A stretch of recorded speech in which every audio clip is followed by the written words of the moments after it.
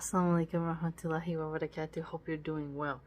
I realize I haven't done a video for a while, quite some time, on Uthman ibn Affan, his biography, his life and times. And I wanted to read this section that was titled His Message to Military Commanders. And I think it's very thought-provoking. Let's begin. Bismillah ar-Rahman ar-Rahim. Uthman's first message to the commanders stationed at the various posts of the state was as follows. You are the protectors of the Muslims, and Umar has given you a mission of which we are aware, as he outlined it in our presence. I do not want to hear any of you having changed regarding that, lest Allah changes your affairs and replaces you with others. So right here we see you are the protectors of the Muslims. The commanders in the military should see themselves as protectors of their fellow believers. This is what's really unique and beautiful about Islam, is when you have a theocracy, the military sees itself as protecting the religious believers of the Muslims, which is a beautiful thing. And here we see the note of replaces you with others. So if we go astray, Allah can replace us. That shows that we are entirely dependent upon Allah subhanahu wa ta'ala, and that Allah is the sustainer. And we have to remember that. Pay attention to what you do, for I pay attention to what Allah has ordered me to pay attention to, and I do what He has commanded me to do. So here, right there, you see, pay attention to what you do. Really be aware, and pay attention to what Allah has ordered us to pay attention to. So if we are to combat evil, we have to be able to have the eyes to see it. We can't just bury our heads in the sand and then just say Astaghfirullah at some meme we saw or something. I think it's more about action. It's more about, okay, be around your children, that's your duty. Pay attention to them. They have rights on you. Pay attention to your health. Pay attention to your community. Essentially, what I'm getting here is don't be selfish. Don't just focus in only on your internal world, but to know the balance. And attention also denotes focus. What are we to focus on, right? And our attention is quite valuable when we read this, isn't it? It lets us know our attention is something that is meant to be put towards things that can help Islam and get the favor of Allah subhanahu wa ta'ala. Now there's moderation, right? Like you tending to your garden is one thing, right? You making sure the trash collectors are doing their job is another thing, right? This message clearly stated that a change of rulers would not affect the policies. This is different than in America. Biden would undo what Trump did, and you can't get much done when you have these warring factions who are so disintegrated. And nationalism, in terms of having a unionized federal system, was supposed to be a force where there wouldn't be as much stalling, where people could unite on a message of culture. But as secular atheists rise and their broken factions take over and try to erase religion, we see that there will always be different philosophies coming in. And the Constitution is not enough to have policies that continue on anymore, especially when the main parties that are in power don't actually respect the Constitution, and they try to get around it if you promote it, you're called a nationalist, and you actually can be put on a watch list. Patriotism is seen actually as a threat. Now, if you want to go die for Ukraine or Israel, well, that's fine. But if you start saying other things about border security, about we should have a theocracy or something like that, well, now you've done too much. And you need to be watched. So stop that, right? You are an automaton for them. And once you start having cognitive thought, hello, social media, can you please censor the peasants? They're talking. And so when we have this rotation of senators, mayors, governors, and then presidents, and then political party factions, and competing for seats in the Senate and all that, we can definitely tell there's a lot of instability that comes, a lot of bickering that comes. Here we see that a change of rulers coming, they should continue with the Quran and Sunnah. And that is more smooth, more stable, more predictable, a better document to fall back on. Better documents, I should say. All the caliphs and other rulers walk the same path, which is the duty of applying Islam in the lives of people. Now, can the Constitution be applied in that way? They tried, and it's already broken apart. 1776, 17th century, 18th, by the 19th century, now in the 20th, look at it now. It's a lot of instability. How are the schools teaching? It's just, no. What do they apply is the different competing philosophies. In this message, Uthman clearly reminded the commanders that the rulings of the caliphs are based on mutual consultation. This means that the decision makers have detailed knowledge of all the important affairs of the state. So, you're a caliph, you're getting consultations, you're being filled in. You don't just have like a particular like cutoff range where don't tell me nothing, I'm only over here. No, it's connected. As a result, when a ruler leaves office and another takes his place, the latter continues the same policies because the mutual goal is clear to them. So the mutual goal, a true union, Islam.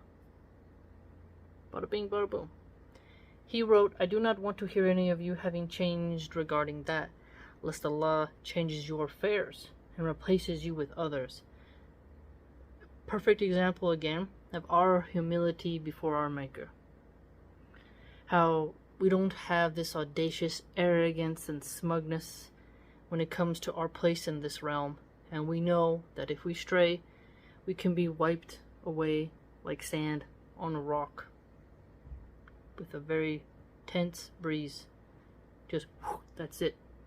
Like a dandelion when it has the seed. Whoosh, goodbye. That's as easy as it comes. This demonstrates his understanding of the way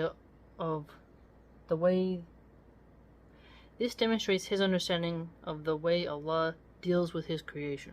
So how does Allah deal with his creation? Well, you go astray, you don't want to abide, well, things are going to change. Change is going to happen regardless, but are you going up or are you going down?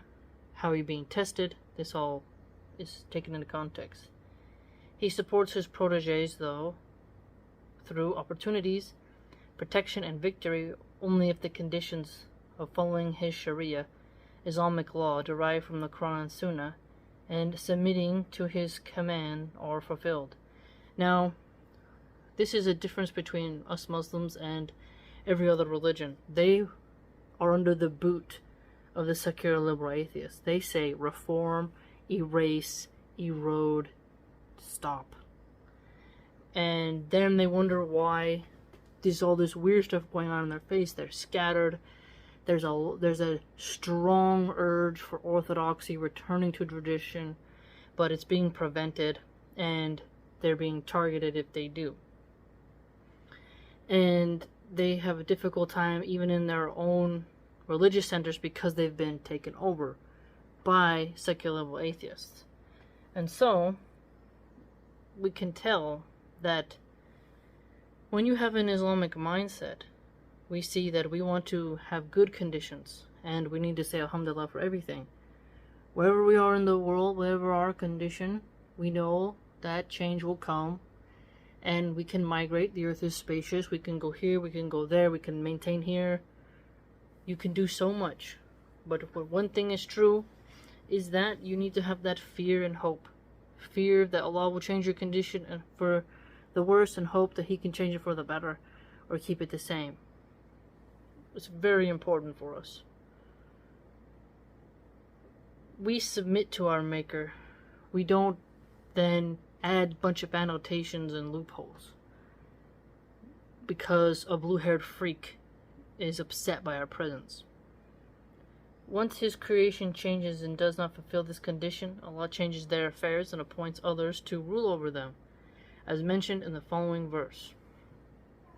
Quote, "For each one are successive angels before and behind him, who protect him by the decree of Allah. Indeed, Allah will not change the condition of a people until they change what is in themselves. And when Allah intends for a people ill, there is no repelling it. There is not for them besides Him any patron." Quran 13:11. So, the condition of the people until they change what is in themselves. So people gotta do that self-work, introspection. Looking at your mistakes, looking at your goals, looking at things that you did right and wrong, and the rot that must be cleared, the cancer that must be cut, the bad habits that must be changed, the conditions that must be repaired, all of that. Because we don't want to have it where Allah intends ill will for us. We want to be favored. We want to be loved. We have to stick to the Quran and Sunnah. When the shaitan comes in and really disturbs the peace, disturbs order, and does all the unlimited shenanigans, well, then it's up to the men to lead us into a better way of living. And the more we study our religion, the more we can see what Allah wants from us, and the more the men who are the decision makers will be able to rule the Islamic Ummah better. And hopefully this happens. We want to keep doing the best we can until we return to our Maker. Finally, Uthman reminded them that he too was aware of his obligations and would fulfill them in order for the people to realize that both the ruler and the ruled must do their part, and that every individual has to work towards the betterment of the Muslim Ummah. Perfect, you see? So, the military commanders are protectors of the Muslims, but the Muslims, us, we have to do our part as well. It's top down and bottom up. There isn't a separation. It's a connection here. The decision makers at the top and the decisions we make in our daily lives, all interconnected, intertwined. Allah tells us no intoxicants. Don't allow any intoxicants. And then in your own life, don't take intoxicants. You see? So from the political realm of what can be allowed as the safeguards, but us Muslims not acting like rats and scurrying for the next piece of cheese that breaks the rules. Okay? When you turn the light on some cockroaches, they scurry and hide. They're always looking for a way out. We don't have to be like that. Rather, when the light is shined on us, we just simply look back, because we don't have anything rotten to hide, nothing to flee from. We have to be bold in how we reform ourselves, how we encourage good. And further, every decision you make as a woman especially adds up to your environment, the ripple effect. You start taking off your hijab, showing your cleavage, adding to corruption, well, this is a problem. Or you start cheating on your husband, this is a problem. You're eroding the social fabric. So if let's say we had an Islamic state where they're like, hey, adultery is illegal, there's stoning. They're doing their part, but you gotta do your part. You gotta not try to find a way to do that adultery. Right? Don't try to outwit the Islamic rulers because they're not watching you 24/7. Right? You have to know that Allah subhanahu wa ta'ala will hold you accountable for everything. When you have that God consciousness, it'll change your affairs in your daily life. And others will look to you. Yes, some will see you fail. Everyone's going to fail at something, right? But you keep trying. You keep trying. And this is why we need our men to be strong. Okay? Because they're the ones who are to lead us. Men are our caretakers. They're the protectors and maintainers of us. We want them to do well. And they're going to be the most... what I think is that the men will be in the military, but women, if there's criminals like looting, rioting, and pillaging, and you got your shotgun, you got to protect your home, aim right. Don't allow them to violate your young daughters in front of you. Hold the line. Be strong. You are protecting of your family, protecting of your honor, protecting of the faith, protecting your husband protecting you, and our duties that are assigned to us. And so we will pay attention to what Allah subhanahu wa ta'ala commands us to look at. And we are commanded to forbid evil, to spread goodness. Well, this means we have to pay attention to what's scurrying about in the woods, as they say. You got your home in order, you got your life in order. Something suspicious is going on over there. You alert those who should be alerted. Security mindset. Okay? That way we become stronger. Don't do innovations and be this. Try your best to follow the commands of Allah subhanahu wa ta'ala. And the attention is dulled when you use intoxicants. Use intoxicants, your focus is dulled. You are stunted. You are docile. You are a zombie. You are nothing. You're zonked out of your brains. Staying sober allows you to actually pay attention.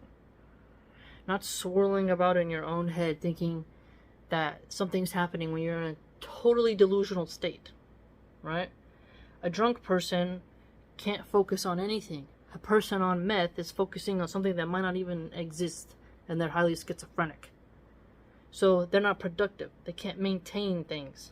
They can't help fortify. And so if you have somebody who's like, we should open a bar here, we should legalize, tax, and regulate all drugs, we should open a strip club, these are things that we should push back and not be for. Okay? We wonder why things have gotten so bad in many parts of America, for one, is because we don't have Islam. We have secular liberal atheists and occultists. And look at the fruit of their labor. Look at it. If we stay righteous and good, it wouldn't matter that China puts a surveillance state on us. Do you see what I'm saying? You're good. What must you fear? There's no blackmail. There's no honeypotting. You don't break the laws. You want privacy because spying is haram. But anyone flashes the light on you, maybe you didn't take out the garbage when you were supposed to. I don't know. Maybe you picked your neighbor's an apple off their tree. Things that are like maybe bad manners, but not outright crimes. The spotlight gets put on you. You may not be a golden statue. You may have a bit of rust on you, but you're still trying. You see what I'm saying? We keep trying, we keep doing good, and we pay attention to our own nafs. Pay attention to your inner self as well. Why is my mind thinking this? Why is it that when I'm stressed I think of that? Why is it when I'm angry I do this? What does our religion tell us to do in this situation? Okay, have gracious patience. Okay, how can I do that? Alright? And this requires imams focusing on their community, husbands focusing on the needs of their wife, the wife focusing on the needs of the husband. It's all connected. What we pay attention to. So, it's a vast cornucopia of things we are to focus on. And so, When our men are strong, the military is strong. When the marriages are strong, the men in the military are strong. When the military is strong, they'll follow a good, strong ruler, inshallah. When the ruler is strong, the Muslim men become stronger as well. It all is connected. A beautiful chain. A beautiful network. Let us strive for that. Let me know what you think. If you'd like to support my content, you can do so via the blog, which is www.subscribestar.com/MilahanArchive. Hope to see you there.